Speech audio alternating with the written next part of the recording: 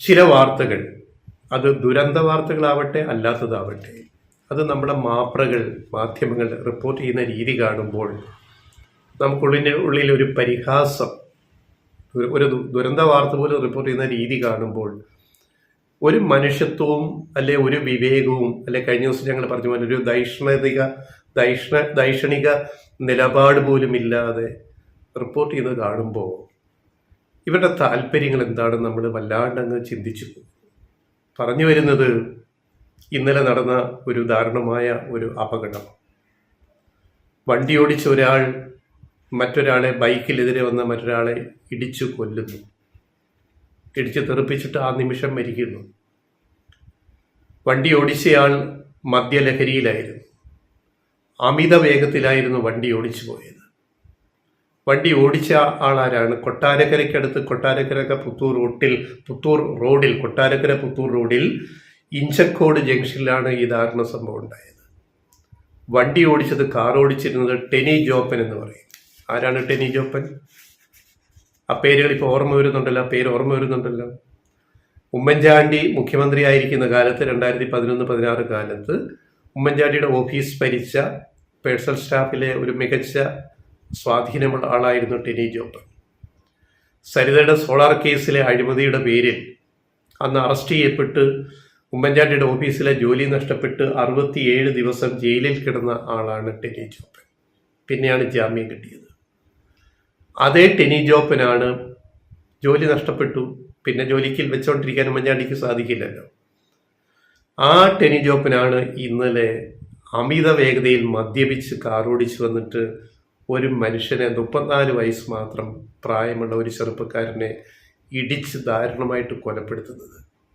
എന്നിട്ട് ഈ വണ്ടി, ഇദ്ദേഹത്തിൻ്റെ കാറ് മറിഞ്ഞ് അപ്പുറത്ത് ചെയ്യുന്ന ഒരു വീടിൻ്റെ മുകളിലേക്ക് വീഴുകയാണ്. ബൈക്കിൽ വന്ന ചെറുപ്പക്കാരൻ ദാരുണമായിട്ട് കൊല്ലപ്പെട്ടു. ഇതാണ് നടന്ന സംഭവം. ഇതിനെക്കുറിച്ചുള്ള റിപ്പോർട്ടിംഗ് എങ്ങനെയാണ് മാധ്യമങ്ങളിൽ? ഈ കൊല്ലപ്പെട്ടത് ആരാണെന്ന് ഒരു പരാമർശമില്ല. പേരും ഊരും പറയുന്നുണ്ട്. ഈ കൊല്ലപ്പെട്ടയാള് ഷൈൻ എന്ന് പറയുന്നയാള്, ഷൈൻ ആരാണ്? ഷൈൻ കുട്ടൻ എന്നാണ് അയാളുടെ മുഴുവൻ പേര്. 34 വയസ്സ് മാത്രമുള്ള ചെറുപ്പക്കാരൻ. അദ്ദേഹം ഇഞ്ചക്കോട് CPIM ബ്രാഞ്ച് സെക്രട്ടറിയാണ്. ഞങ്ങളീ പറഞ്ഞു വരുന്നത് എന്താണെന്ന് മനസ്സിലാക്കണം. ടെനി ജോപ്പന്റെ പൂർവ്വകാല ചരിത്രം ഒന്നും പറയാതെ ഒഴുക്കൻ മട്ടിൽ ഇന്നാര കാർ ഓടിച്ചിരുന്ന ടെനി ജോപ്പൻ അപ്പോൾ ഇങ്ങനെ ഇടിച്ചു, അമിത ലഹരിയിൽ മദ്യപിച്ച് വന്നിട്ട് ഹൈ സ്പീഡിൽ ഇടിച്ചു, കൊലപ്പെടുത്തി. ടെനി ജോപ്പന്റെ ബാക്ക്ഗ്രൗണ്ട് ഒന്നും വാർത്തകളിൽ കാര്യമായിട്ടില്ല. ഇനി അത് പോകട്ടെ, ഈ മരിച്ച ആളിനെ പറ്റി ഈ ഷൈൻ കുട്ടൻ ഇന്ന വീട്ടിലെ ഇന്നാരുടെ മകനാണ് എന്നല്ലാണ്ട് ഈ ഷൈൻ കുട്ടൻ ഇഞ്ചക്കോട് CPIM ബ്രാഞ്ച് സെക്രട്ടറി ആണെന്ന പരാമർശമോ ഒന്നും ഒരു വാർത്തയിലില്ല. എന്താ ഇല്ലാതെ പോകുന്നത്? അതാണ് നമ്മുടെ മഹത്തായ മാപ്രകളുടെ മാധ്യമ പ്രവർത്തന രീതി. ഇത് ഇന്നലെ ഇന്നും തുടങ്ങിയതല്ല, എത്രയോ നാളുകളായിട്ട് നമ്മൾ കാണുന്നതാണ്.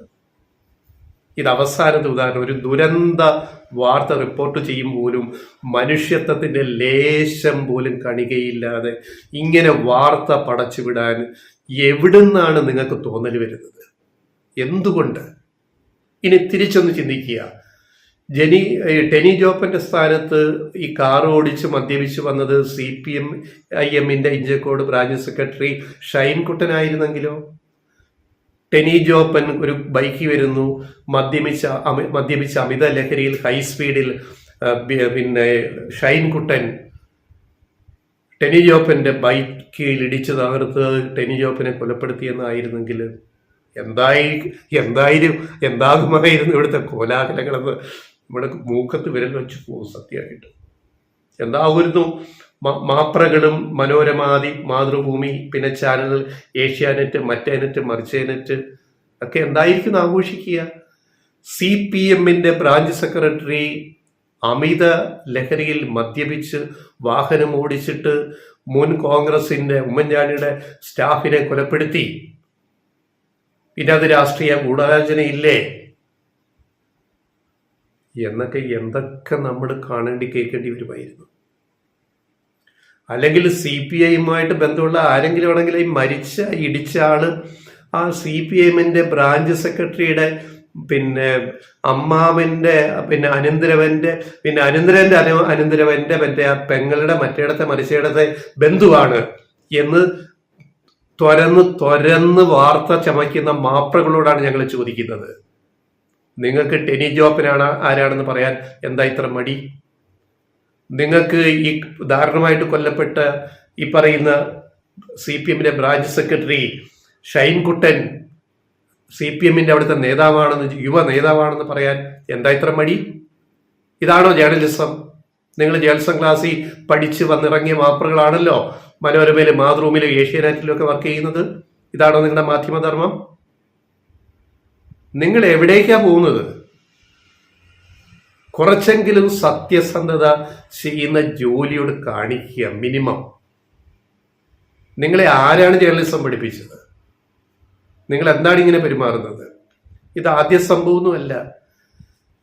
പിന്നെ പ്രളയകാലത്ത് ഓമനക്കുട്ടനെ വളഞ്ഞിട്ട് ആക്രമിച്ചത് ജനങ്ങൾക്കറിയാം. നിങ്ങളെല്ലാവരും കൂടി ആലപ്പുഴയ്ക്കടുത്ത് അറിയാമല്ലോ.